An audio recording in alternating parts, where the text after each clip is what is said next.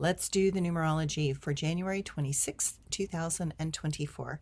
If you add all those numbers together, you get the number 17. And if you add the 1 and the 7 together, you get the number 8. Now, today, we cannot separate the numerology and the astrology because they are working so much hand in hand. And the number 8 is a number of grief, loss, and sadness, and it can really add a crimp into today's astrology. Remember to breathe, the number 8, and to try to stay on course and to not allow the emotional distractions to pull you off task. This might take a bit more effort today.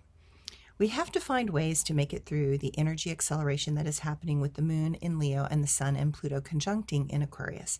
It is a wild ride, and the possibility of the mind careening off into a distorted reality are quite high.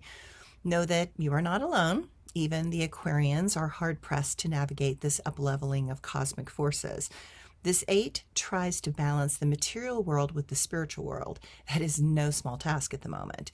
As the cosmic forces drastically expand us past all this niggling density of the Pluto and Capricorn, we are clearly being told that the jig is up. That phrase means that a dishonest person, plan, or activity has been discovered and will not be allowed to continue. Because of that, many will feel terribly sad and reflect on better days when the illusions that we breathed life into seem to have great value. Only now we see them for what they are, and that can be quite a shock to some. The positive aspect of this number 8 wants to reach its goals. It wants symmetry, just like the number 8. We want to live in a world where things are more in a balance and we can feel more in control, stable, and supported by the universe. However, that is not where we are at in the astrology, which is why this number drags us down into the mess we have created and is metaphorically rubbing our noses in it. This number begs a question. So, you have achieved much, but what have you given back?